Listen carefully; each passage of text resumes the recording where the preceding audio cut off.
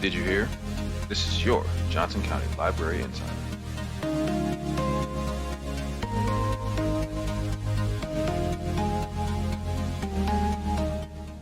And now, our monthly must-knows.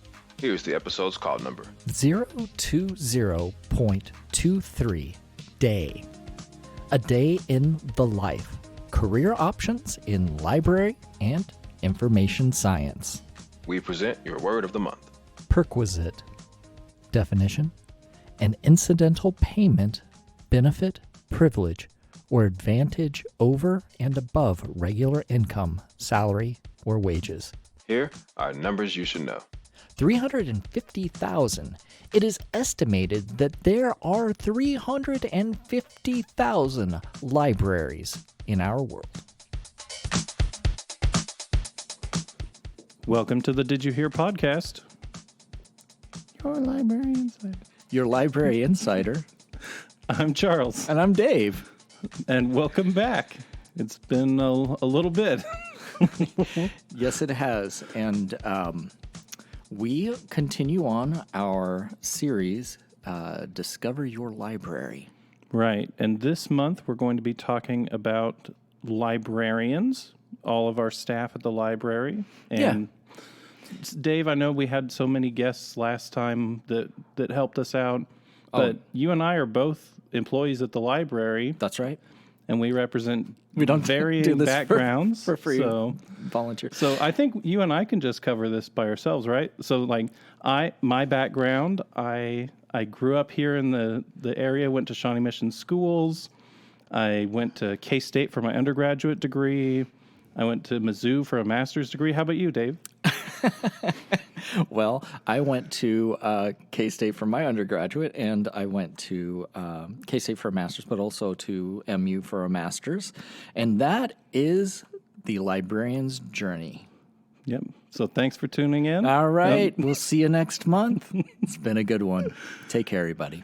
Well, Dave, I actually think maybe we should get some other people in. So we have...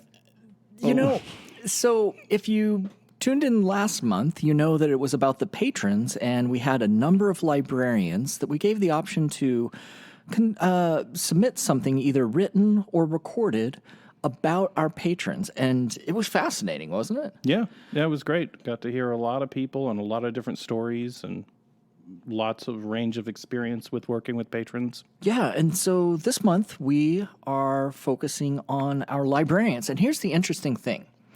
When the public walks into a library, they encounter a number of different types of staff. But I think the assumption is that everyone that they encounter is a librarian. Not the case, Charles. That is true. That is true. We have a lot of different positions within the library.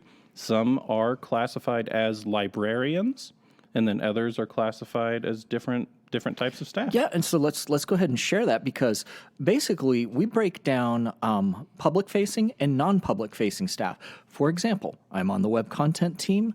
I'm behind the scenes. We're not public-facing. Folks that work in collections or our tech services. There's a lot of people behind the scenes doing a lot to help you with your library experience. Right. But and on the other hand, I am one of the public-facing staff members. My position is an information specialist, and in that role, I help with programming. I work on the desk. I'm one of the people that you see when you walk in the door in that questions desk there. Aha, but not a librarian. No. But you're on your way to becoming a librarian. So what is the differentiating factor between a librarian and other public-facing staff? So a librarian is actually a degree. There is a master's level program called a Master's in Library Science, and I am actually taking those courses right now through Emporia. So thank you. So How close are you? I just started this year, so Okay. I got a little ways to go still, but Can I ask what classes you're taking right now? I am in one summer class right now, and that is Introduction to Informatics, which is all about how computers and humans searching for information interact. Wow. Yeah. That sounds difficult. It Is it challenging? It's been okay. It's an introduction to informatics, so I think any of the later informatics courses might be a little more challenging. It's stretched me, but Okay. it's been manageable. Well, good luck in your pursuit of an MLS. And the reason we bring up what exactly a librarian is that we're a little flexible with the definition for this particular podcast episode. So we're calling this the librarian's journey. But some of the folks you're going to hear today, they're really public-facing staff. And so they're not necessarily librarians, but their stories are so good that we just couldn't leave them out. Right. And you know, some folks that have been here for 20 years that have been either clerks or pages, you know, their story and their service to the public is nothing to sneeze at, Charles. That's true. And we should go ahead and mention, so these other positions, like a page, that's somebody who primarily is shelving the books that get returned. Is that correct? Right. The page is part of our circulation team. So circulation, they deal with all of the materials handling. So in any of those kind of, you return a book, that gets checked in, it gets reshelved, it gets sorted, it gets sent out for holds to any of the branches, all of those kind of tasks. Those are all in our circulation and materials handling side of things. Yeah. And so then we have the clerk. The clerk is another position in that department, yep. And the couriers, I believe, are also part of that circulation team, though those are also more of the behind-the-scenes people like Dave was talking about. They're the ones that move your books from place to place. And then clerks, sometimes they check out books to the public. And so you might very well have been dealing with a clerk and you assumed, it's just a librarian. Just a librarian. We love our librarians. And so it's interesting because just about any public-facing staff can help you. But the folks that have the Master of Library Science degree, they're specialists in library service. And so do you have a special field you're hoping to go into? Informatics is actually the one that I was looking at. Yeah. Okay. So those human computer interactions and the more modern, what kind of resources can we provide to our patrons that are more digital focused, and going forward, that seems like something that is a real big growth area for the library. Well, again, good luck in your pursuit, and I hope that you find the following stories inspirational, not only that, but informational. Yeah. And so here's some informatics for you. Let's begin right now. All right. Dave, this is Becky Carlton. I have a very long library journey. Currently, I am a youth services information specialist at the Oak Park Library, but I started working at the library in 1993 as a periodicals page. Then I moved to be a periodicals clerk, and then an interlibrary loan clerk, and then an adult information specialist. So let me think, 5 years in periodicals, I think it was 8 years in interlibrary loan, 10 years in adult information specialist at Central Resource Library. And since 2015, I've been in youth services. And I've worked at Oak Park Library, Lackman, Lenexa, and now I'm back at Oak Park again. And it's wonderful because it's in my community. My daughter went to Apache and Westridge, and now she's going to Shawnee Mission West, which is right around here. A lot of the kids that come into the library I know. I might have been their reading helper when my daughter was in kindergarten, and it's just a great way to feel like I'm part of the library system. So, long story short, I have an associate's degree. I do not have a master's in library science, and that's okay. I am a paraprofessional librarian and a lifelong learner, And the best thing about working at a library, other than the fact that I met my husband and I got to take my daughter to story time and now I get to lead story time, is that every person that comes in and asks a question, I get to learn something from them. And even though I don't have a formal education, I mean I have an associate's degree. That's a good thing. But I don't have a master's degree, but that's okay. I can still help people and learn, and it's the best job in the world for a person who's curious, who loves people, who loves communities, and that's me. And so, yeah, I've worked at the library for 28 years. I'm 50 years old now, and I plan on working until they kick me out or I retire. So thanks for letting me talk. Sorry it was so long. And, yeah, if you watch our story times on demand on Facebook, you'll see me. And it's just on our Facebook page under videos. And then in the fall, I will start leading an online story time on Friday evenings, so you can find that as well. And in the meantime, you can see my colleagues that are doing story times this summer. You can also come into the Oak Park Library and see my face to face too. And I might just, do a finger play or a song for you on the spot. I'll help you with all kinds of stuff though, and not just story time. I'm a little bit obsessed. Can you tell? Okay. Thanks, Dave. Bye. Thanks, Becky. Oh my gosh, that's great. Have you seen any of her online story times? I have. Yeah. She dresses up like Mother Goose. She does. It's great. She does. It is. It's fantastic. My kids and I have watched those. I bet you could get her autograph. That'd be pretty cool. And thank you, Becky. Every time that we put out a call for librarians to participate on the podcast, Becky is always willing, and it's always interesting. Yeah, you can tell she really loves her job. She loves helping people. Well, boy, I want to go into my Casey Kasem. Here's a person. You're probably too young for Casey Kasem, American Top 40, but here's a person who's worked for the library for 20 years. So, talking about somebody who really loves the library, and again, somebody who's not a big L librarian, but absolutely essential to what we do. Here is Bethany.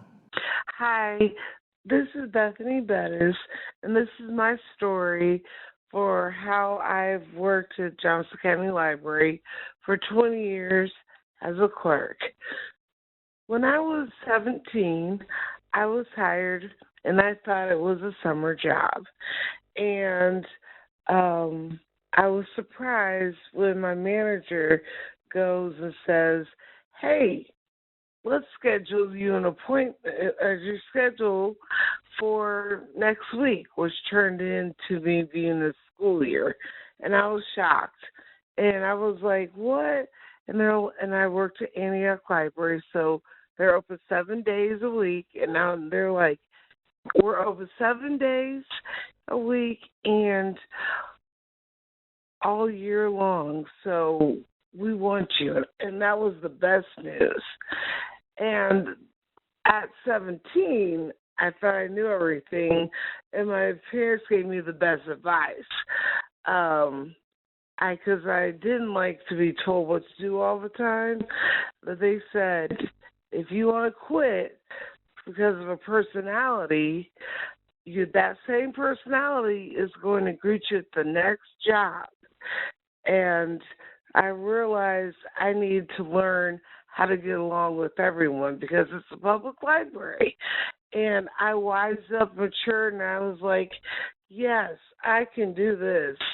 And that opened up so much more for me because the library supports the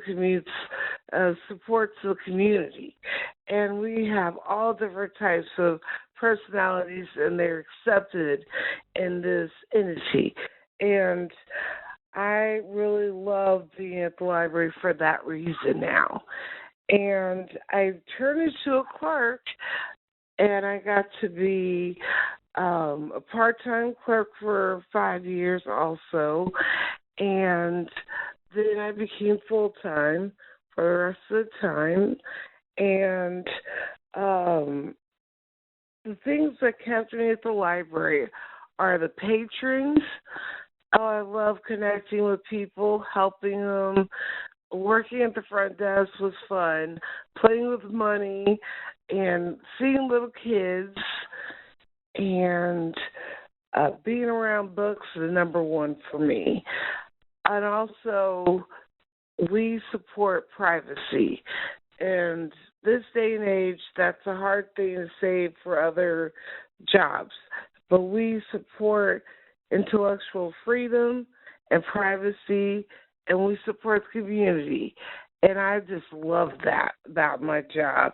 And my coworkers are great people too. So all of this just goes hand in hand, and those are the reasons how I was able to stay at the library for 20 years, through the ups and downs and the changes of things. And during this pandemic, I was so glad that we were able to support our public in the ways that we could, by with the drive-thrus and with curbside and definitely online access. But see, I just love that about the libraries. We care about humans, and I love to help people. And this is the reason why I love my job, is because I can do all these things working at the Johnson County Library. And I'm so glad and proud to be considered a librarian there. Thank you so much. Bye-bye. Wow. The thing that strikes me more than anything about Bethany's story is, to be someplace for 20 years, that's a commitment. But I think some people that are really seeking change and variety in their lives, sometimes they think that the only way you can get that is bouncing from job to job. But what I've discovered, and I think Bethany's discovered it too, is that if you are in a position that you really enjoy, you're going to see change around you, because that's just the nature of life. And you think about the things that Bethany has encountered over the years. The fact that, hey, now there's a drive-up window, that their curbside service came about, those little changes make it seem like it's a new job and new challenges. Yeah. A number of our employees that submitted, I know just from looking through all these submissions, they were talking about that they've been in one position for a long time, and they don't get bored. They still love interacting with patrons. Their job is constantly evolving as we have new patrons with new patron needs, just like you heard about last week. Not last week, last month on that episode. And so people they like to stay. Yeah. And I think this is probably a good time to let the audience know that what we were looking for in stories from our librarians, we were looking for what you've heard from the first couple folks, and that is somebody that's been in the same position for a long time. But we also were looking for some people that have tried different positions over the years. And the third type of person we were looking for is somebody that had a very interesting, long, and winding road that led them to the library. So just a little tease. You're going to get a lot of that. And the next one is Dennis, and he's a good example of somebody that's had a winding internal road. Hi, my name's Dennis Ross. After I graduated from KU with absolutely no training or experience related to education or child development, I worked at the Toddler Center in Lawrence and then a child care center in Topeka for 8 years. Then I was looking for a job in Kansas City, and my experience in early childhood education fit exactly what Johnson County Library was looking for. The Parent-Child Learning Centers were the main focus of the children's department.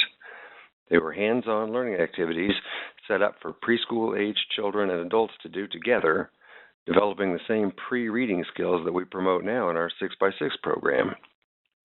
I had planned to stay for just a couple years until I found a job that paid better, but I just enjoyed the job too much to leave. It was just too much fun.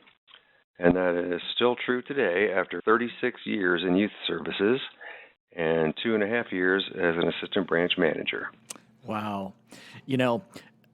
People probably recognize Dennis's voice, but he has represented the library on various podcasts and especially on KCUR. He does wonderful book reviews and book recommendations, and I just really enjoy his enthusiasm when he talks about children's book illustrators and storytellers, and he's definitely an expert. Yes, and I'm lucky enough to have him as my manager over at Central. So I get those book recommendations. He's constantly seeing what the new things are and checking them out and giving us all recommendations when he finds something that's special. So right now we're going to do one more audio recording, and then we're going to travel deep underground. Little known fact, but underneath the Central Resource Library, there's a staircase that takes you deep into a cavern. And as you walk through the cavern, you will come across a giant safe. And that's where we have our librarians' written submissions. Why do we go to such lengths? We've got to protect these. Privacy. Exactly. Privacy. But that's just a tease of what's coming up. What we have right now is Jared. My name is Jared Harper, and this is my Johnson County Library story. My story began in August of 2005, I believe. I was going through library school and was wanting some experience with a library, so I applied to be a volunteer with the Johnson County Library. And I worked in the technical services department for about 3 years, where I helped to process DVDs and CD audios and what other tasks they had in store for me. And as time went on, I grew to love being at the library, and a position came open in technical services, and I applied for it and was lucky enough to get the position. So in 2008, I became a part-time database technician or copy cataloger back in tech services, where I helped to receive and process materials and get them prepared in the catalog so that patrons could then search for them and find them and place holds and be able to provide that service for them. And during that time, I finished my schooling and really thought that I wanted to be a cataloger in an academic library. But during that time, I was also working in retail and really found that I enjoyed working with the public, that I enjoyed speaking with them and talking with them and helping them find what they were looking for. So a full-time position in information services came available, and I applied for that position and was able to be hired as a full-time information services at the Central Resource Library. And I believe that was in April of 2012, I want to say. And I spent the next 2 to 3 years at Central, working with the public and getting to know the staff at Central. Afterwards, I applied for the assistant branch manager position at the Oak Park Library and was hired on there in September, I believe, of 2014. And for the next few years, worked as an assistant branch manager, helping to serve the library by managing circulation staff and helping to improve circulation workflow so that staff and patrons can get the materials out as quickly as possible. During that time as assistant branch manager, I worked at several different libraries, from Oak Park to Corinth and Cedar Row, to helping opened the Monticello Library. And at Monticello, I switched positions from being an assistant branch manager of circulation services to an assistant branch manager of information services, working with adult services and helping them to design programming and services at Monticello Library that would benefit our public and draw our patrons into the library.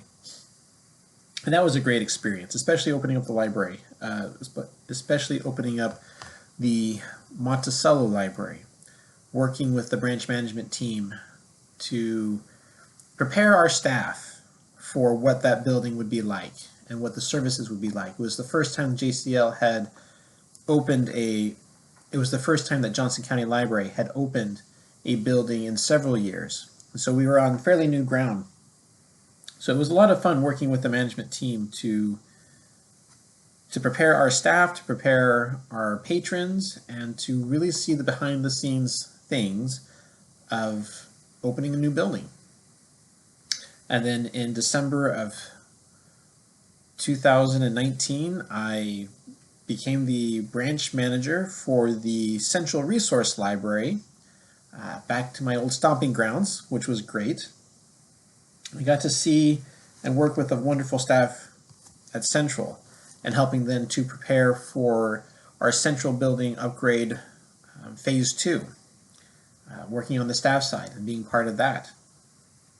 And then in 2021, I also then became the branch manager of the Oak Park Library. So back to that stomping ground as well. So the branch management team, so as branch manager, I became responsible for both the Oak Park and the Central Resource Library. I get to work with a great management team and staff to really help define services for our patrons and to help them enjoy their experiences at the library. As I said before, I thought my career path was going to be as a cataloger in an academic library somewhere, but finding out that I'm a public service manager in a public library is about as far away as you can get from that. But I've enjoyed my path, and I've enjoyed the time and the things that the library has allowed me to do and experience. So I don't regret it in the slightest. I love my job, and I enjoy working for Johnson County Library.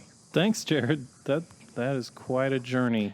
That's going from that academic side and thinking that MLS degree that he was working on was going to lead him in one direction, and then just not even anything he was doing at the library, just realizing and reflecting on his own personality, making that shift. That's a major decision. And being open to change and opportunity and being a good person will get you a long way too. And give you some of those opportunities. Yeah.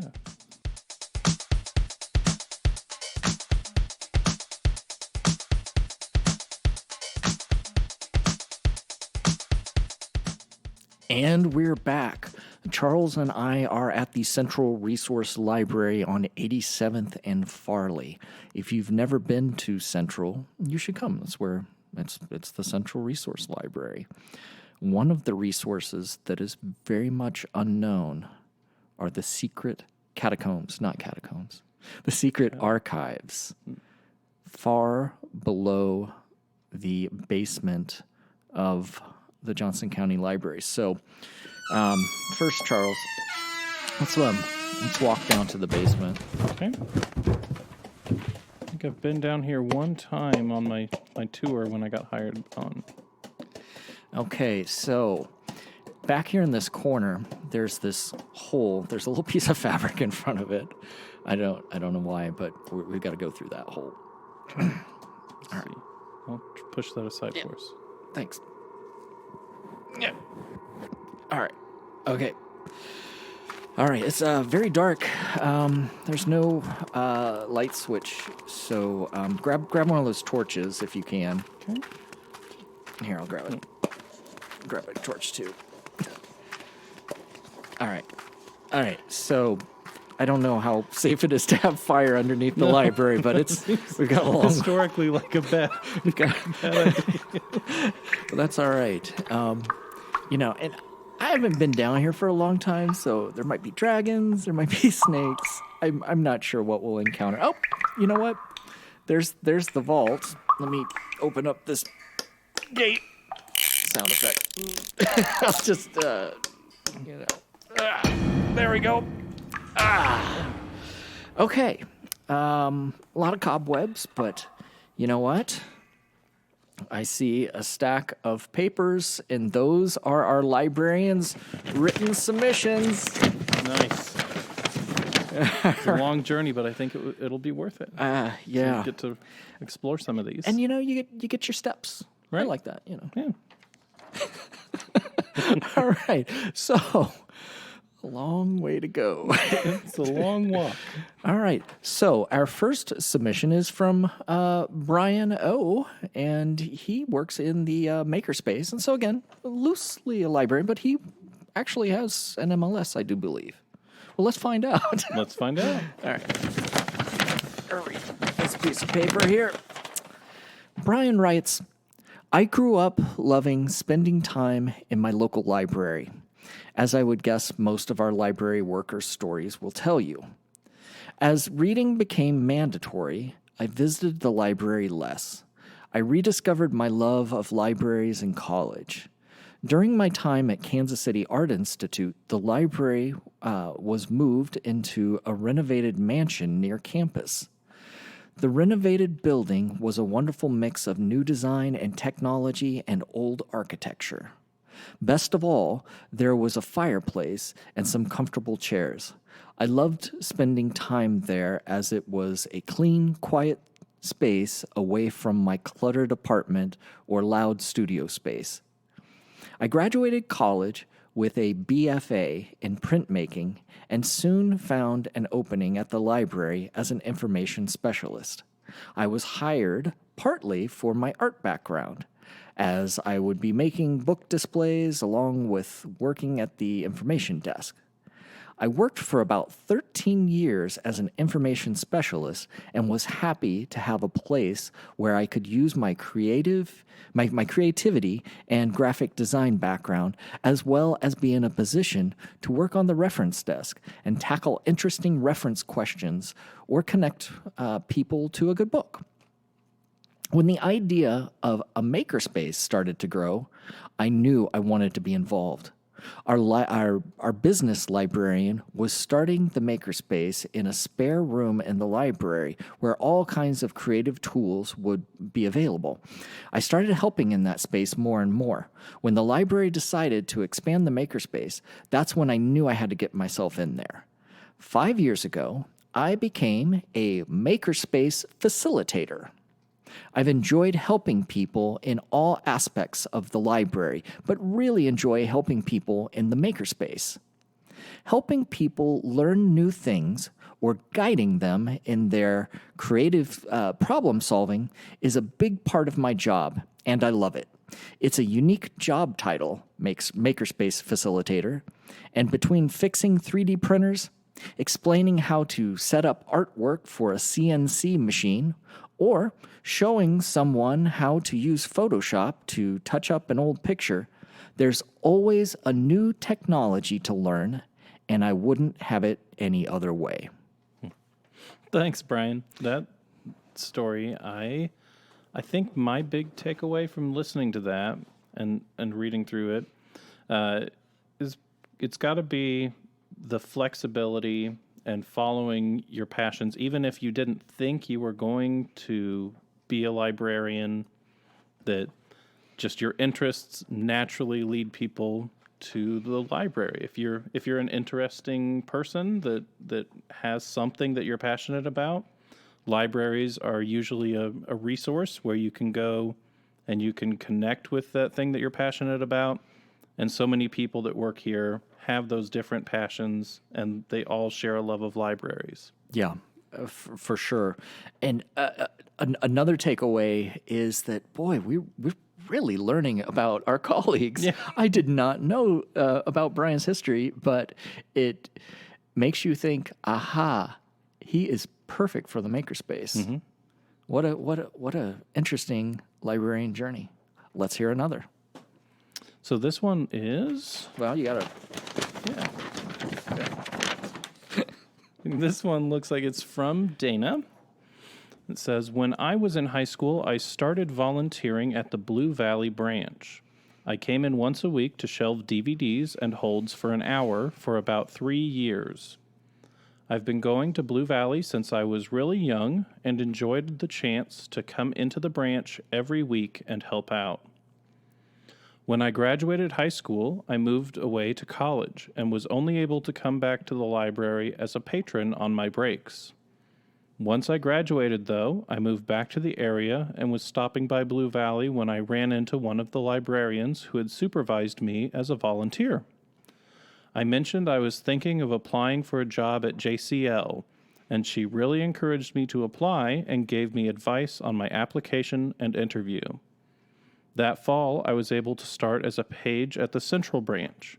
I worked there for about a year and then applied for a clerk position, which had me transfer to Blue Valley. It was really cool to start working at the branch I'd spent so much of my childhood in, and to reunite with some coworkers who've known me since I was a teenager.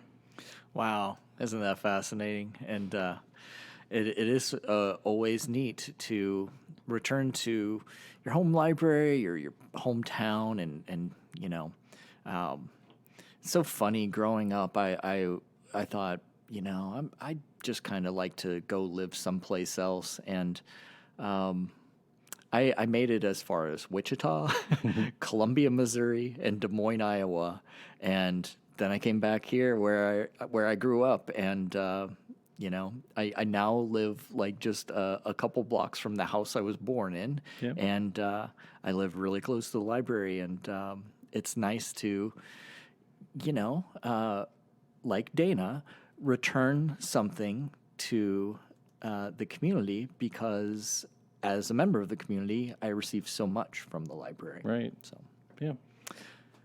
well, let's read another. This one is. Oh, I dropped it. Let me walk over and get it. Sorry. Let me get out of the way. All right, I got it. Okay. Yeah. Okay, there we go. That was very elusive, that one.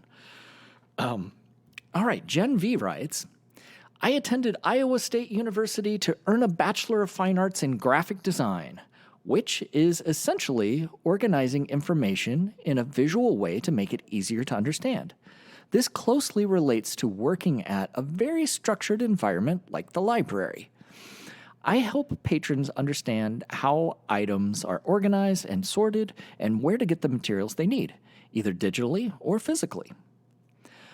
I worked as a graphic designer for 2 years before becoming a stay-at-home mom. Once my children were a bit older, I took a part-time job as an interior designer's assistant. When that job had run its course, I began working for the library as a page. I was searching for a part-time work and stumbled upon a job opening at the Johnson County Library. I've always been a fan of the library and brought my children to the Lackman branch over the years for story time, to check out books and to play. Working at the library seemed like a way to get paid to be somewhere I enjoyed being anyway. I worked as a page for about a year at the Shawnee branch and then applied to be a part-time clerk and was hired at Shawnee Cedar Row.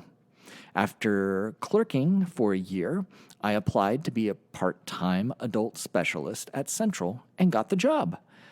I love being at one of Johnson County Library's busiest branches. My favorite part of working at the library is meeting all the patrons that come through our doors each day. I like seeing the joy of books being discovered, helping people learn to use a computer or learn how to scan documents onto a thumb drive. I love seeing all the neat art books, design books, and graphic fiction novels on the library's shelves. I frequently have 50 or more books checked out at a time. Working at the library is a constant delight. I'm glad you feel that way, Jen. Yeah. Thanks, Jen. And what an interesting story. And it's so interesting to hear where people started before they came to the library. Yeah. And it's such a benefit to have that real world experience that you can bring and offer into your service of patrons. Right. I've found those people that come from other career fields, they often have different skill sets, but they're complementary. They work well with the ideals, just like she pointed out, of organizing information, of trying to find resources for patrons. And sometimes if you know that there's somebody on staff like that, if there's a really specific patron request for that information, you know exactly who to send them to. Yeah, I was going to say that you have such a broad group of folks with different skills and experiences that sometimes librarians will send out a question that they don't know how to answer personally, but collectively, someone will step up and they'll have that knowledge. And so it's pretty great that we have that kind of knowledge bank collectively as a library system. Yeah. I don't want to stop there. Do you? No, let's grab another one of these. Since we're down here. Yeah. Yeah. Okay. Oh, boy. So this one looks like it is from John. Okay. John says, I came to libraries in my mid-30s as my third career. My undergraduate degree was in theater, and I spent my late teens through my 20s working as a theatrical technician, scenery, lighting, stage management, behind-the-scenes stuff, and working crew for corporate events and festivals. I knew a couple of techies over the years who left the theater and went into libraries. Still, when I was done with theater, it didn't occur to me to make the transition myself.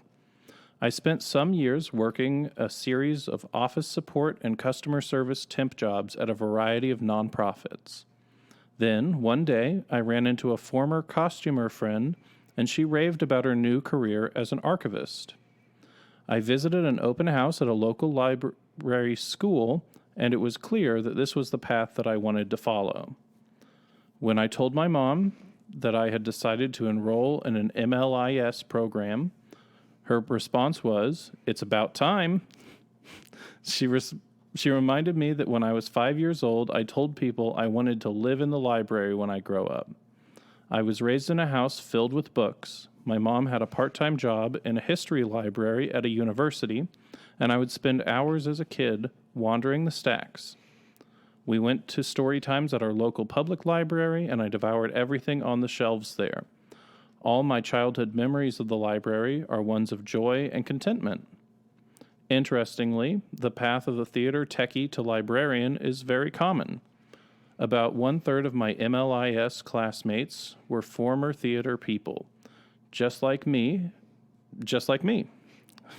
It makes sense.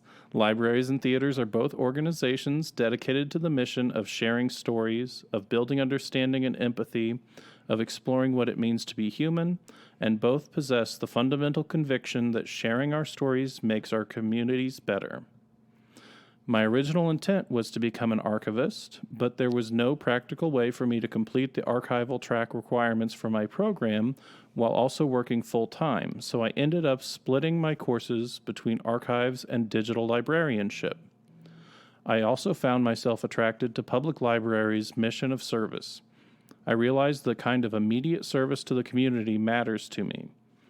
I concluded public libraries are where I can do the most good. My whole life, libraries have been my favorite place to relax and center myself, to be alone with my thoughts, and to explore ideas and stories. This is a culture that means and has meant so much to me. I realized it was my time to do my part to help offer it to others. With degree in hand, mine has not been the traditional career path. My first official library job wasn't actually a librarian position. I began in the Public Affairs Department at the Kansas City Public Library in Missouri, handling website content and event recordings. I had completed a project in grad school exploring ways that libraries were utilizing different content management systems.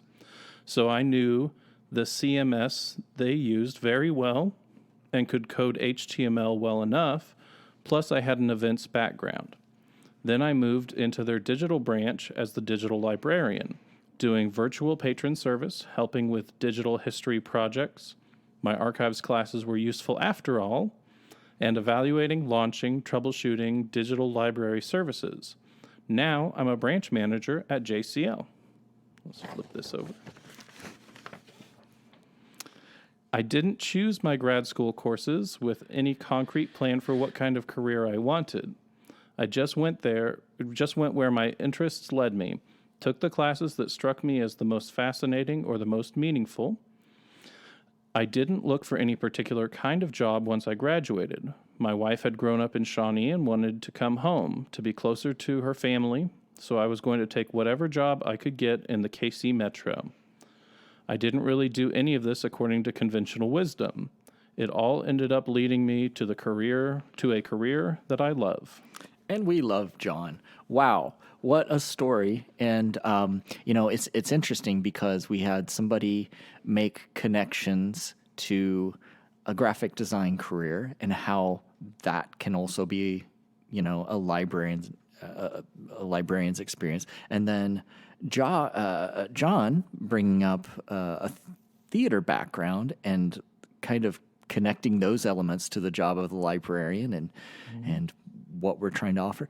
It's so interesting, right? Your own personal, history and what you bring to the librarian position. And it makes for, I'm getting a more full understanding of just who a librarian is, because there isn't particularly one. It's a group of people. And it's got so many different aspects of public libraries that people can connect to. Well said.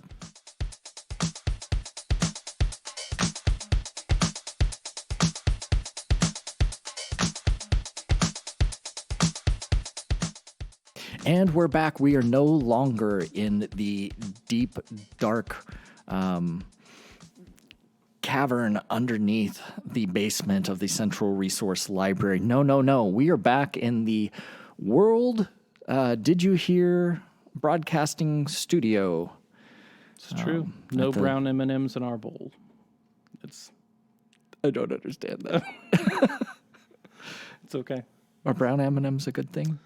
It's a bad thing. It's a band reference. Okay. Yeah. All right.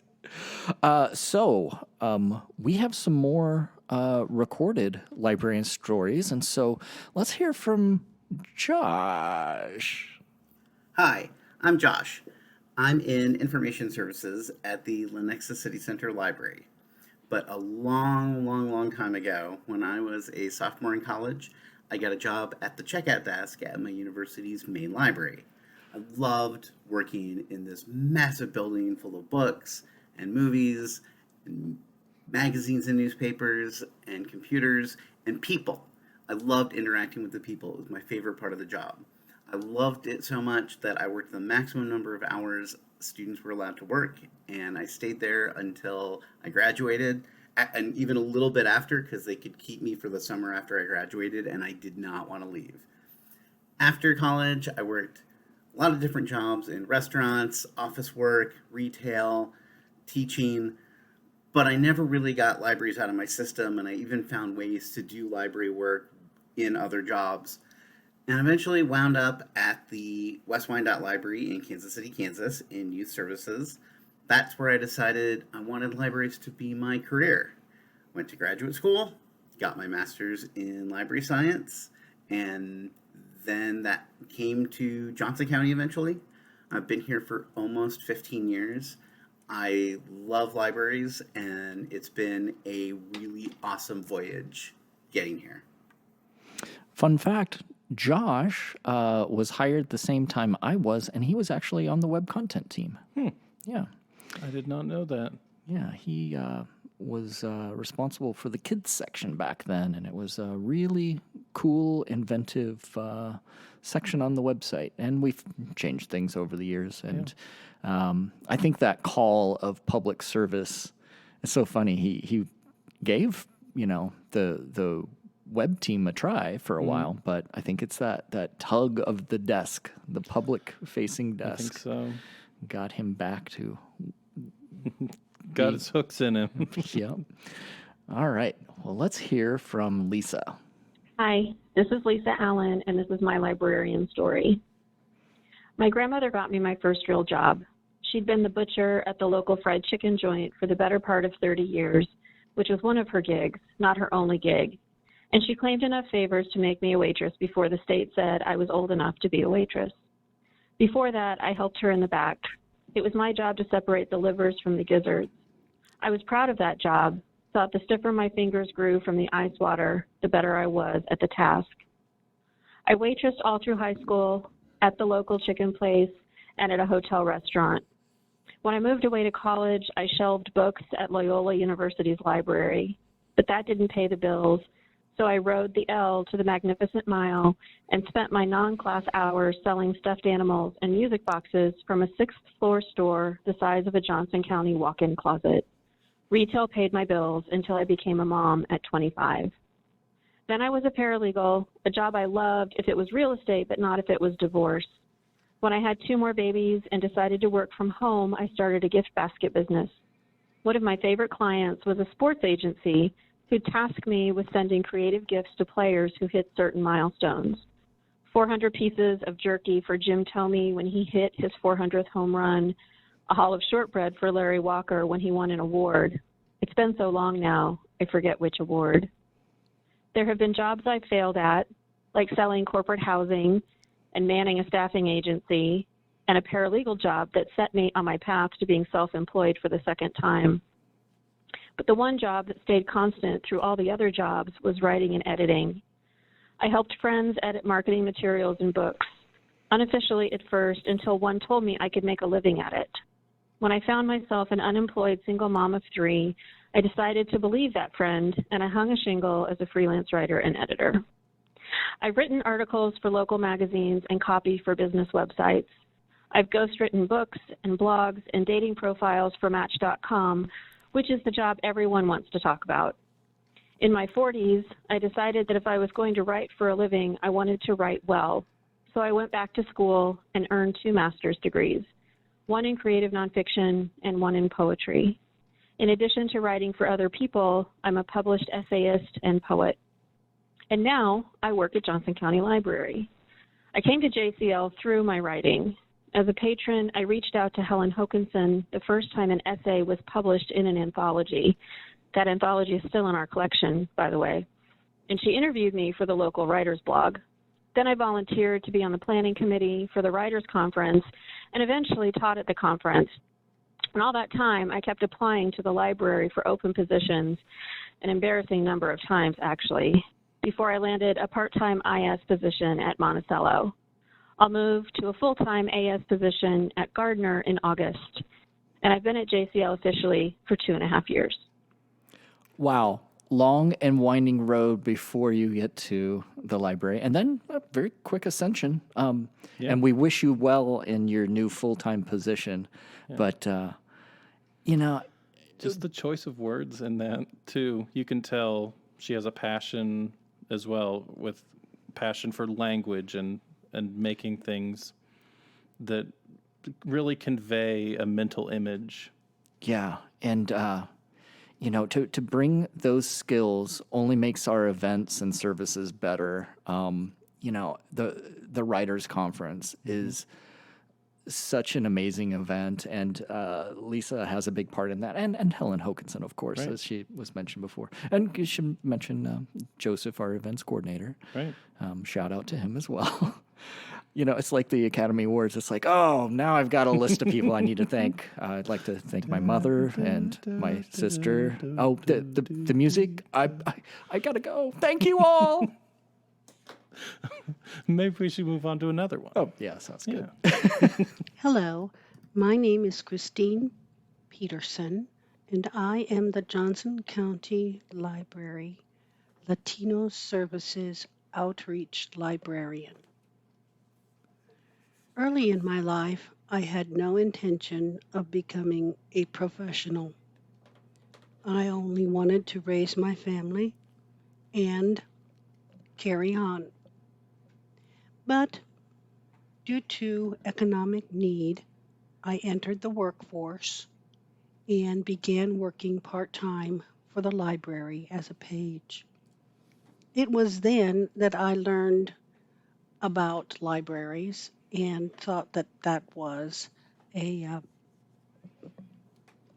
interesting way for people to learn. As I continued working with the library, I started moving into other positions, such as a circulation clerk, and I enjoyed it very much being with the people. One day, while I was at the desk, a gentleman came in and asked me for books in Spanish. He was visiting from Mexico, his family here in Shawnee, and he wanted to read something. And that's when I inquired, do we have a collection in Spanish? I was told that that collection was housed at another library branch, but we could research titles for him and bring them to the branch where we were currently. Then a co-worker had asked me if I wanted to be involved in Latino outreach that she was conducting with an event that was taking place in the metropolitan Kansas City area. And I told her, yes, I was interested. I had lived various years as an adult in Mexico and other parts of Latin America, and I had taught myself Spanish, and I enjoyed that particular culture and people, and of course the language.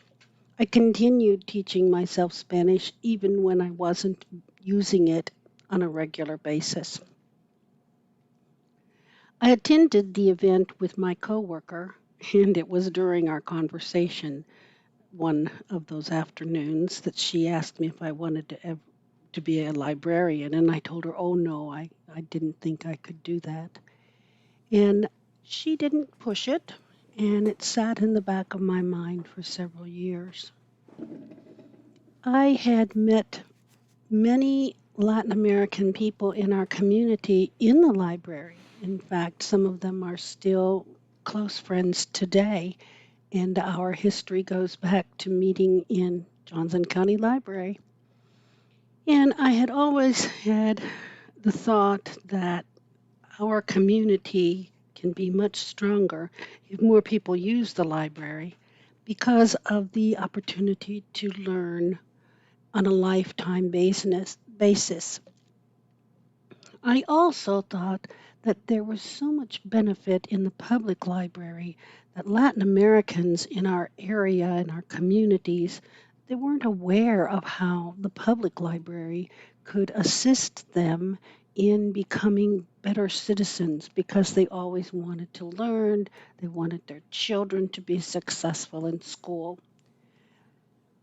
So those things laid heavy on my heart. And anytime there was an opportunity to attend a Mala event in metropolitan Kansas City with librarians learning about Spanish language collections or how to reach out to those people, I always attended because I was interested in perhaps someday being a part of that effort. And it was then I had met several librarians who did speak Spanish in the metropolitan area, and they encouraged me as far as continuing that effort to see some kind of service to the Latino community. I then decided I was going to go back to school in 2005 and finish my bachelor's degree and perhaps go on to become a librarian. In 2003, I acquired a full-time position in another library system, and it was specifically to create collections and services for the Latino community in that area. They noticed a growth spurt in that population, and they wanted to be able to offer services through the library that would help the community. I then took on the role of a library specialist. I was trained, I was sent to several conventions and events that helped train me in selecting for the collections for children and for adults in Spanish. I learned a lot on my own just by networking with other librarians. When I was in Guadalajara for the annual book fair, I met up with many people of the National Reforma. Reforma is the national organization of librarians who offer services to Latinos and Spanish speaking. And I was able to network with them and connect with them and see the different things that they were doing in their libraries in the United States. I became very interested in instigating things as such. I became very involved with the Mexican consulate as far as trying to bring educational opportunities to any Spanish speaking person who wanted to finish some of their grade level education, and that was through technology and an agreement that was signed with Mexico and the United States in 2000. So I began to involve myself in the community in the metropolitan area. And it was then I made my final decision that yes, I was going to finish my degree, and this degree would be in Spanish, which I had never studied formally before, but I decided I would study that language formally, and then I would go on to master school. I noticed that my voice was not truly heard when I spoke about culture, tradition, cultural competencies in regards to Latin Americans and their relation or their ideas or how they looked at public libraries. And it made me a little frustrated because I didn't have that authority per se or study behind me. And there were those who were skeptical that I could achieve what I had set forth to achieve. But I just kept going forward. By this time, my family was pretty much grown and on their way out the house. And so I decided, yes, I was going to study for my master degree. And with that master degree, I felt I would have a little louder voice, maybe a voice that would be accepted among the professional world so that I could help make changes and make a difference for the benefit of the Latin American community. It was in that study that I did learn many different things, and which truly set my feet more firmly in the fact that yes, I was going to accomplish this particular study. I've been asked, do you want to get a doctorate? And I just no, that's not been my goal. My goal was to receive my professional degree in order to be a voice for the Latin American community. After graduating in 2012, a position opened up in Johnson County Library for a Latino Services Outreach librarian, and I felt that I could very easily be the person who could fill that role. Um, Not all parameters were defined, and there was a lot of autonomy that was given to me. But with networking with my coworkers at the Johnson County Library, we were able to establish some purpose for this particular position when I was hired. And I truly appreciate it. Um, so, one of the things that I'd like you to know about me is that I am passionate about what I do.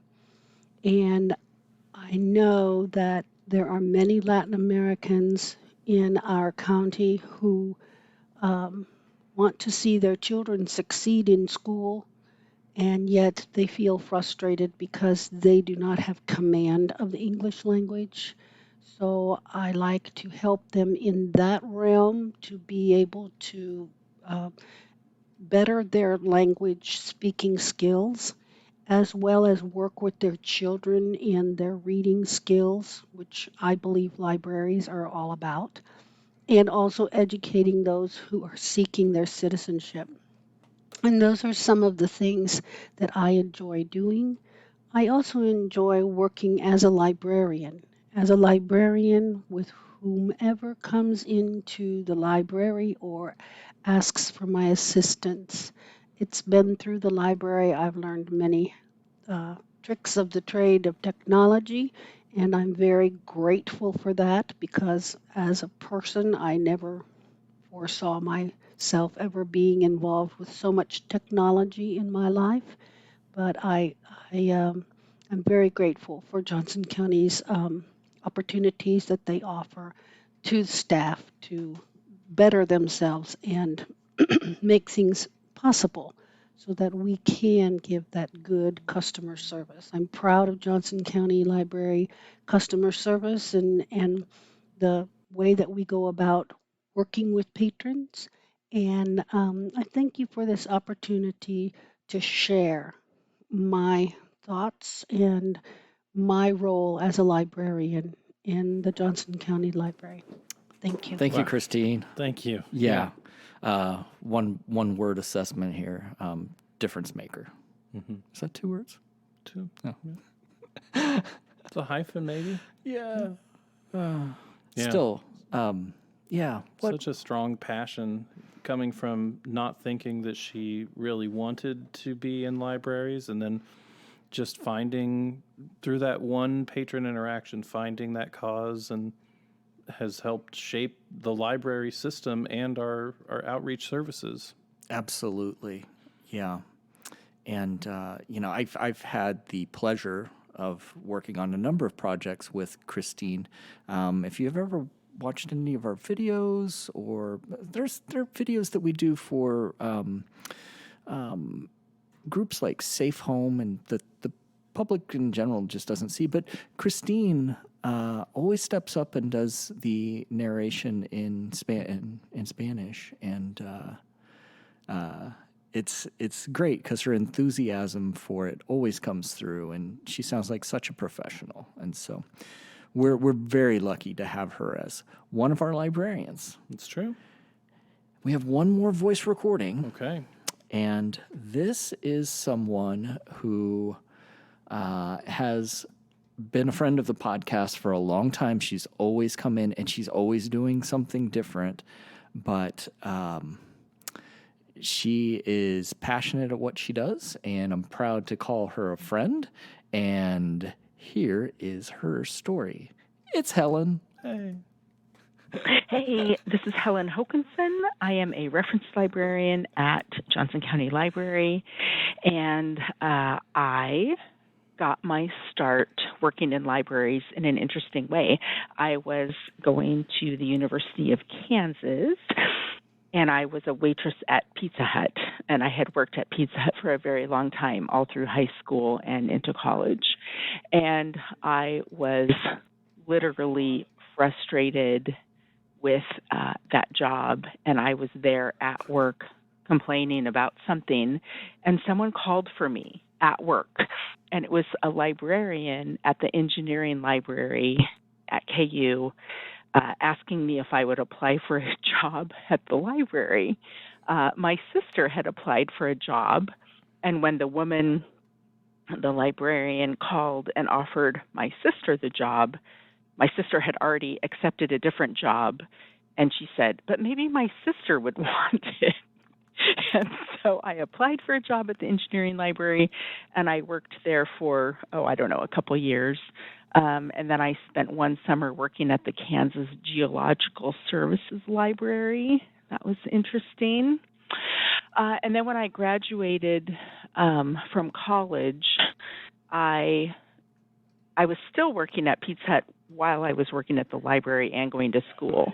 And when I graduated, I promoted with Pizza Hut to an assistant manager. And you can probably anticipate that that was not a good move. And then I clawed my way back into the library system.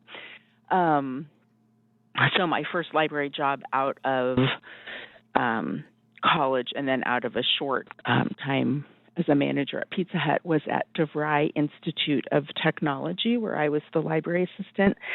And at the same time I started that job, I started library school. So they had tuition reimbursement.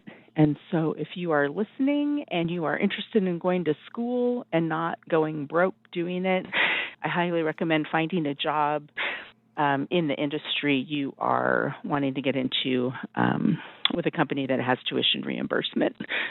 That worked well for me. And while I was in graduate school, a friend that I had made during school worked for Johnson County Library, and he suggested that I apply at the branch that he worked at, which was Leawood. Back in the day, this was like 25 years ago, but I am still 29, we had on-calls, which means I was not a full-time employee. I had no set schedule, and I would just fill in for people if people called in sick or they were taking an anticipated vacation or they needed FMLA, then I would just be put on the schedule at that branch. And that was a lot of fun. You know, I got to go to almost all the branches and work and see how people did things in different ways, and I really enjoyed that. And then I think I did that for about a year, and then I applied for a full-time regular position, and I worked at the tiny Blue Valley when it was, now it's an exercise place. What do you call it? Aerobics studio, but it used to be the library. And then that position was upgraded to assistant manager when we opened the new Blue Valley, which I guess it's the old Blue Valley now, but back then it was the new Blue Valley. And I was there for, I don't know, another year. And then I was the manager at the now. And so then I was the manager for 4 years, and there were parts of management that I really enjoyed and I was good at, but there were also things that I was not good at.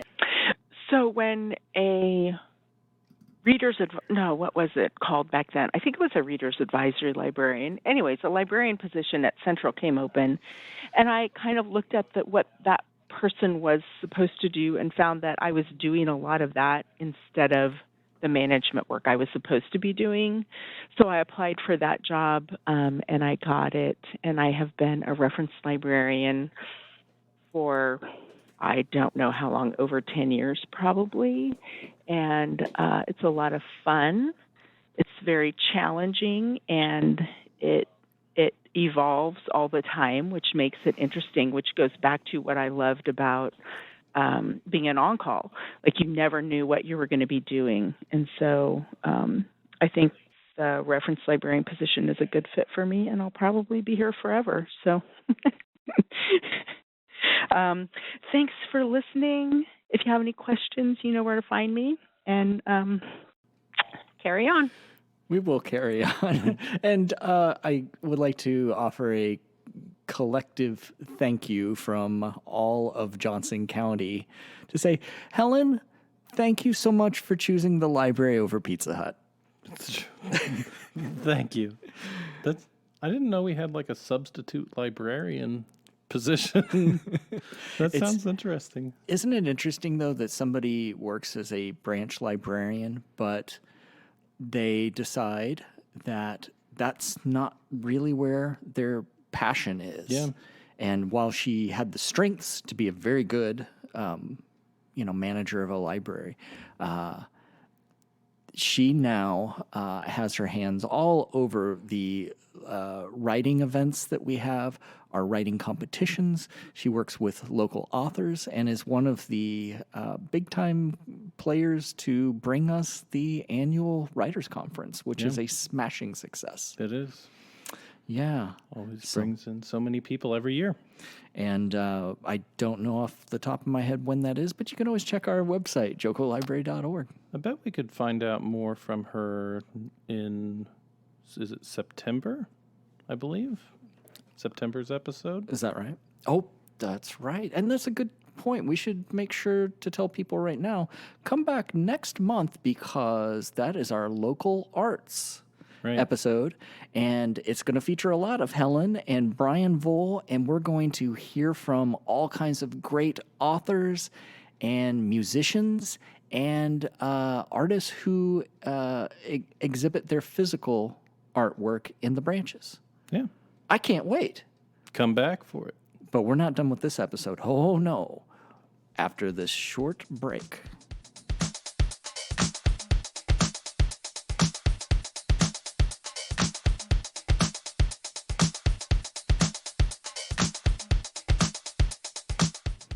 All right. And we're back. Yes, but you know where we're at? We should tell the people where we're at. We are in the cavern deep below the basement and sub-basement. It's true. Came back down. Yeah. It was... it's dark and kind of moist down here. Yeah. It's actually kind of cool. It's hot up on the surface, but... that is true. Especially the construction here at the Central Resource Library right now, the temperature fluctuations, it's actually kind of nice down here. Yeah. It is dark, though, and, we just want to make sure that you appreciate the links that we go to get to the vault, the secret vault, and the secret cavern under the secret basement and sub-basement at the Central Resource Library. And I believe we've got 1, 2, 3, 4 more written submissions, and then that's it. Those are all the librarian stories we're going to share with you today. Yeah. But we're not going to wait one moment. We're going to hear from Catherine. It was under the red light of anti-bug lamps at 4 a.m. during the summer of 2016 when I made the realization that I didn't have a plan for after graduation. Mm-hmm. I was working at a YMCA summer camp as a cabin counselor with the intent of avoiding not only my parents that summer, but also the you can't start your senior year of college without a plan conversation that seemed to happen every time I breathed too loudly around my father. It was both a blessing and a curse that my co-counselor and I were light sleepers, as there seemed to always be one camper in our cabin that snored like a grown adult with nasal congestion. A blessing because neither of us would have to be alone with our late-night thoughts, and a curse because we were sleep-deprived the whole summer. Captain, my co-counselor, was working on her MA in English at Emporia State University, and she was filled to the brim with good advice. "Have you ever thought about getting a library science degree?" Captain said, while simultaneously swatting a June bug out of the air. ESU has an accredited MLS program. If you really need to escape Kansas, they have satellite campuses around the country.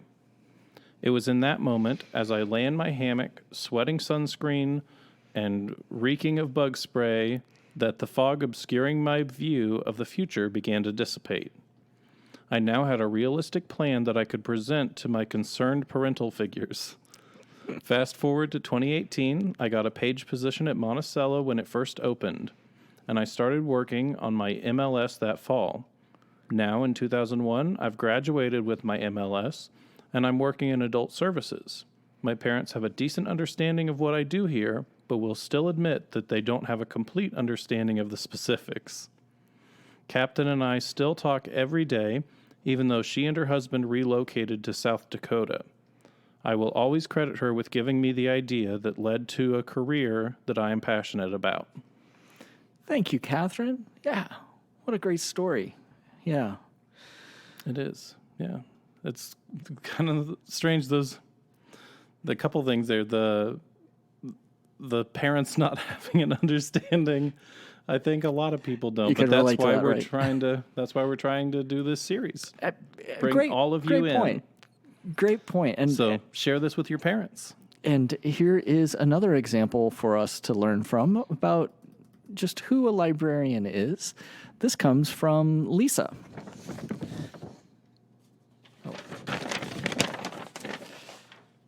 No, this doesn't come from Lisa. We already heard from Lisa because she submitted their oral one. It's true. Or the recorded one. I'll cut all this out. Okay. Or maybe I'll leave it in and keep it real. No. All right. Well, how about you take Samantha? Yeah. Do Samantha. You're back to back. Although it says Dear Dave. Oh, wait. Even though it says Dear Dave. Someday people will write to you, Charles. Don't. It's okay. It's okay. It's disappointing, but I'll live. Would somebody please write Charles a freaking letter? Dear Dave and Charles. Charles. For me, becoming a librarian was something of a happy accident. I've always been highly motivated and driven, and as a child, I was encouraged to consider becoming a doctor, lawyer, or engineer. Literature and art were presented as hobbies, not career paths. I worked hard, graduated as an engineer, and developed software and databases until my son was born. When my son was 6 months old, I began bringing him to Miss Cassidy's story time at the Gardner Library.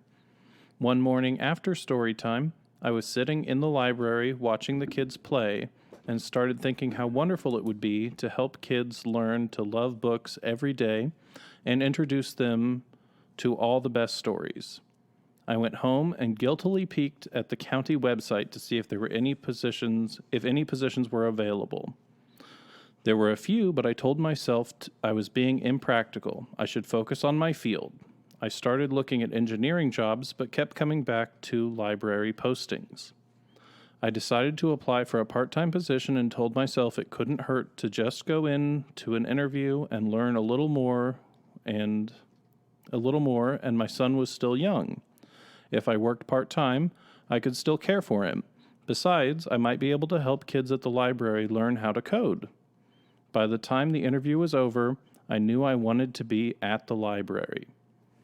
Working at the library allows me to use my background to serve the community around me while also learning from staff and patrons with many interests and areas of expertise, and books on any subject you can imagine. I always thought I always thought I would help the community after I retired, or maybe when my kids were older. But at the library, I can focus on building and supporting the community right now. The right job is the job you would do even if you didn't have to. I'm thankful I have that job. Thank you. Yeah, thanks, Samantha. That's such a great story. And, it's interesting. When we set out to answer this question, who is a librarian? What is the librarian's journey? And to hear today that our librarians are engineers or managers or writers or graphic designers or business people or readers or thinkers, and generally just really great people, I'm starting to get a pretty good idea of what a librarian is. Unfortunately, we only have one other story, and I think I see somebody coming in the distance. No? Who is that? A mounted messenger. Oh, really? Let's see open up this chest. Yeah. Why is this one?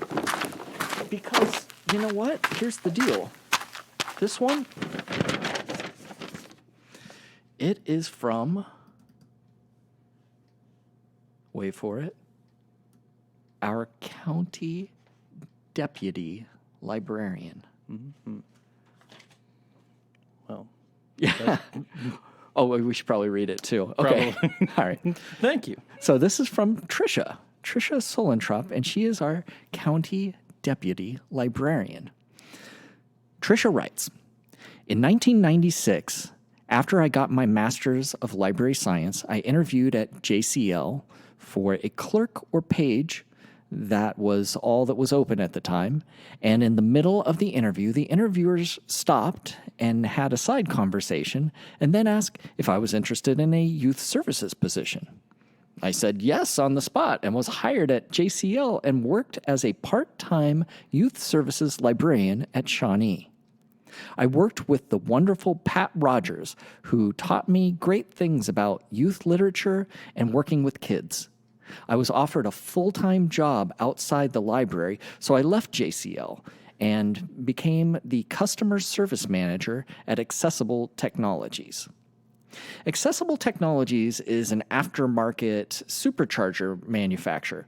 When I started, it was a very small company and only 2 years old with less than 10 employees. We all wore many different hats. I was involved in customer and dealer relationships, customer and market research, shipping schedules, managed customer service, representative staff, customer files, and marketing mailings. I assisted with shipping, safety checks on Supercharger system, inventory, general mechanical troubleshooting, off-site event and financing. It was a very different industry than libraries. It was a very casual work environment, and because we worked primarily over the phone with our customers, the dress code was extremely casual, which greatly appeared to me straight out of graduate school. The customer base was primarily male, and there were times those customers were not able to hear how to fix their system from a female. I have fond memories and unique experiences from working there. I'm sure the owner knew I wouldn't stay forever, and after 2 years, I figured out the type of organization that was the best fit for me and the values which I aligned. I had been applying for youth services jobs at JCL, had 3 interviews, and was not the successful candidates for any of those positions. About 1 year later, a JCL manager called to let me know that there was a job opening that would be a good fit. I was hesitant as I had not fit the other 3 times. I applied for the job, Teen Services Librarian, and was hired. I started that job in May 1998. A unique part of the interview was a panel of teens who asked questions. The one I remember is, "How patient are you?" I answered, "I'm an 8 out of 10, 10 being the most patient." This was a new position, and so I had a blank canvas to build our teen services. I started with visiting all the elementary and middle school librarians and offering to do book talks in the fall. I worked with our early literacy librarian on building services to the Juvenile Detention Center, which was and still is my favorite part of my career. I worked with branches to do teen programming, and I developed training for JCL staff providing service for teens. I loved working with teens in schools and inside the library. There was never a dull moment and lots of laughter. I started a Young Adult Advisory Council, YAAC, we also call it YAC, and am still connected with several of the teens who participated in YAC over the years, including one, hi Charles, who works at JCL. Is that you? That is me. Oh my goodness. Yep. I didn't know I was working with a celebrity here. So Tricia writes, hi Charles, who works at JCL. It is a very cool thing to watch teenagers grow up, explore the world, and become adults. When's that going to happen to you, Charles? Oh, now see, I've got editorial comments right in the middle of this lovely story. In 2006, I transitioned into management and became the youth services manager, and soon after, the outreach and web content departments were added to my job. In 2008, I was hired as the deputy county librarian. That was a huge jump and subsequent learning curve. I will probably be surprised as long as I live that I was selected as the deputy county librarian. Lots of very wonderful managers and library staff helped with that learning curve. I remember saying, it takes a whole library to raise a deputy. I received many funny gifts: silver deputy stars, a cowboy hat, bandana, water guns, etc. And I asked a lot of questions, observed lots of processes, and showed up to lots of programs and meetings to get a handle on all parts of the library. Being a teen librarian had given me a library-wide and county-wide experience, so that helped tremendously. The deputy job had a tremendous amount of responsibility and purview, and soon after I began the deputy job, we faced a recession. Then County Librarian Donna Lawfer steered us through that experience of a hiring freeze, budget reduction, and increased use. Part of the county response to the recession in 2011 was to offer an early retirement incentive. County Librarian Donna Lawfer took that incentive while I was on vacation in a foreign country. And when I returned from vacation, I was asked to be the interim county librarian while a search was concluded. I began as interim county librarian in January of 2012, and that experience was fascinating and challenging. I worked directly with the library board, county commissioners, and the executive leadership team at the county. We were still in a recession, so I learned many details about the budget process and our library budget. Many library staff and county staff helped me through that experience, and in May of 2012, we hired a county librarian, Sean Casserly. For the next 6 months, I poured my brain out and helped Sean meet library staff, county staff, library board members, county commissioner, community members, and learn everything JCL. Then I took a month vacation. It's been a great and educational ride along the way. Some days are harder than others, and every day is different, which is the exciting part for me. Thank you, Tricia. Thank you. Yeah. Wow. What a story. And, talk about somebody that had obstacles, getting denied 3 times. And then to find out while you're on vacation that your boss has retired, and hey, guess what? You're getting a promotion. You are now head chef, and dinner needs to be served. Oh my. Yeah. And I think that really is a good one to end on, because it shows you a really unique path that one librarian took, but there's a lot of commonalities there. It's this meaning that you find in your job. It's the mission of helping people. And there's that love. It's that love of what you're doing and knowing that you're in the right place. Right. Yeah. Even if you take a step away, come back and re-find that love. And then to see young teenagers that then become podcast hosts. I had no idea. I just had no idea. It's true. Did you know she referenced Pat up there in youth services? Uh-huh. And when I was a teen volunteer, before I joined the Young Adult Advisory Council, Pat and Dennis were the 2 managers over me in the youth service department at Central, where I volunteered. Oh, wow. So, you don't say. Yeah. Oh, that's pretty amazing stuff. Well, You know what else is amazing? What's that? The pursuit of Paul Rudd. Let's see if there are any leads.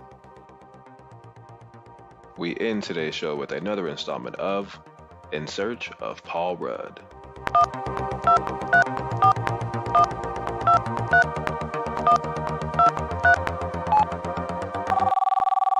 Johnson County Library, this is Courtney. How can I help you? Hi. So hey, my name's Dave and I do a podcast and I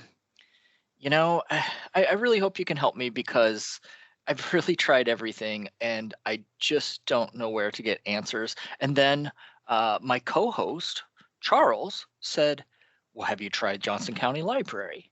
And it's like, there you go. That's who you call when you need some answers. Am I right? Well, sure. Yeah, totally. Yeah. So, what information are you looking for? Well, I'm just gonna blurt it out, okay? Okay. I want Paul Rudd on our podcast. I want Paul Rudd on the Did You Hear podcast. Can you please make that happen? Well, I probably can't directly make that happen, but I bet we can work on it together and see if we can get you started. Anyway, have you tried anything yet so far? Yeah. Oh, like I said, I've tried everything. So I started out by calling my high school friend Paul Mazzoni, and Okay. Paul Rudd and I used to be at the same forensics tournaments, and so I thought maybe my friend Paul would have had a conversation with Paul. Maybe there's like this secret club of Pauls. Makes sense in my mind, at least. Sure. And now, so Paul Mazzoni didn't know Paul Rudd, and so that was a strikeout. So then I Okay. called my sister, and then she gave me a lead, and she gave me a number, and so I called that number, and it turned out to be my dad. And then my dad, he didn't even really know who Paul Rudd was until, he said he's bad with names. And that's it. Like I said, literally everything. Okay. Well, sometimes you can get a hold of celebrities by reaching out to them on social media. Do you have any social media accounts? I do. What kinds do you Well, have? I've got all the flavors. I'm All like a flavors. Baskin Robbins with the 31 Okay. flavors. Well, let me I see got if I can I got the find Facebook. Paul Rudd. Okay. I got the Facebook. I got the Twitters. I got the Instagrams. I've got all of them without the S's. Excellent. Yeah, you got everything covered. Unfortunately, though, Paul Rudd does not have everything covered. He actually did an interview with Elle magazine a few years ago saying that he chooses not to have any presence on social media because he sees it as a distraction that he prefers to avoid. But what if somebody wanted to contact him to give him some good suggestions, I know, right? Well, Coach him up. all right. So another thing that I want to try, see if he's got a website, because on occasion you've got, like a contact form or something like that. So I'm going to look and see about that. I'm not seeing much right now. I did find Paul Rudd, paul-rudd.com, but they very specifically say that they are not Paul Rudd. Well, So their contact page says, we have no way of getting this to Paul Rudd, so don't even try. Which is quite a bummer, if you ask me. Mm-hmm. Okay, so this Paul Rudd is a hard guy to get a hold of. You're telling me. Right? Let me see what else I can think of. Has he been on any other podcasts? Do you know? Ooh, that's a good question. I don't know the answer to that. Okay, I'll do a little bit of searching and see what I can come up with there. Let's see, he was on Conan O'Brien's podcast. Oh, really? Yeah. And he was on with Michael Ian Black and Michael Showalter. So it's possible to get him on a podcast. That's good to know, right? He seems Do you know any of those guys? Conan O'Brien, Michael Ian Black, or Michael Showalter? well, friend of a friend of a friend sort of thing, But no, I don't know him at all. Oh, okay. Well, all right. So I don't know if it's going to be easy to get in with any of those guys either. I was thinking maybe you could ask for an introduction, but Okay. that might not work. So what I think might be the best thing to try is I'm going to see if I can do a little research into who his talent agency is, who his agent is, and see if they have contact information. That sounds brilliant. All right, awesome. I think it might take a minute though. So would it be all right if I got back to you with that? Yeah, absolutely. Okay, cool. Can you give me like a phone number or an email address I could get back to you with? Sure. The secret number that I'll beep out, beep, beep, beep, beep, beep, beep, beep, beep, beep. Okay, I've got that down, and I'll check into this, and I'll get back with you as soon as I find something, all right? Okay, and so maybe next month, when folks come back to listen to the Did You Hear podcast, you might have actually found Paul Rudd for us. I may well have. Oh, Johnson County Library for the win. Thank you so much. You've been so helpful. You are very welcome. I hope you have a good day. All right, you too.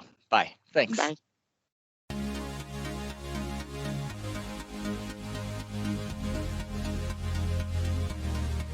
Did You Hear is a production of Johnson County Library in Johnson County, Kansas, USA.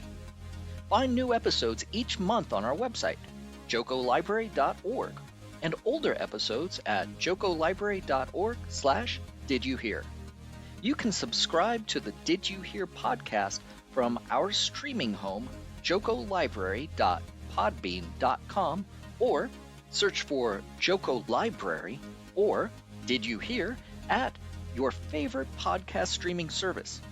Also, find us on Facebook at facebook.com/JocoLibrary, on Twitter at JocoLibrary, on Instagram, instagram.com/JocoLibrary, and check out our YouTube channel, youtube.com/JocoLibrary. We'd love to hear from you via email. Write to us at didyouhear@jocolibrary.org. Hear a brand new episode on the 1st of next month. Thanks for listening.